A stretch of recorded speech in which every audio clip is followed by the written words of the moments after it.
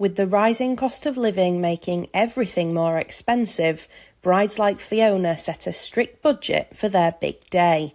She recently got married at Sowerby Hall in Yorkshire with 70 guests attending, and through careful organisation spent £4,000 on the whole event, including food, outfits, decor and photography. I knew from the beginning it wasn't going to be an expensive sort of affair. It just couldn't be. We have 5 children between us, we have a house, we have mortgages, we have bills, which were rapidly increasing at the time.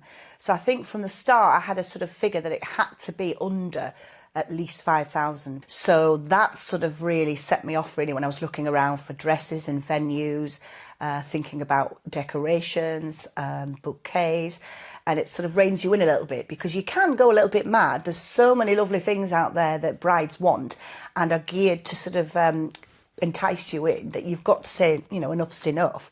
So I think having that budget really helped me. At the same time, I didn't want to skimp on anything, which is where the homework came in. And I think that's why I've managed to do it, because I did a lot of research. But what's the average cost of weddings in the UK?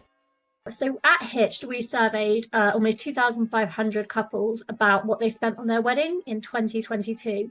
And we found that on average, weddings were costing £18,400. And a lot of people, you know, have a little heart stop moment when we say that. But that doesn't mean that you have to spend £18,400 on your wedding. Same survey, we asked how many couples felt impacted by the cost of living crisis and the economy, because it has been a bit doom and gloom of late, but 70%, so nearly 3/4, said that they were not impacted by the economy. And I think that is because people want to invest in their weddings, you know, especially post-COVID. Welcome to Hackness Grange. Wedding venues like Hackness Grange in North Yorkshire have felt the pinch of rising energy and food costs. It's owned by the Gilchrist Collection, who have a portfolio of 9 venues across the UK, but they found ways to keep costs down. My oldest building is 14th century. If I recall correctly, Hackness is 18th century.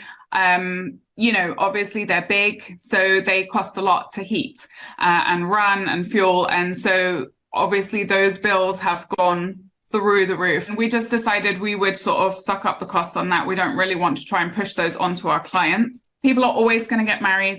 They're always going to do it. It's just finding the right suppliers and the right venues and the right things for that person. So it seems despite a hike in the price of weddings, couples are still saying, I do. Anna Riley, GB News.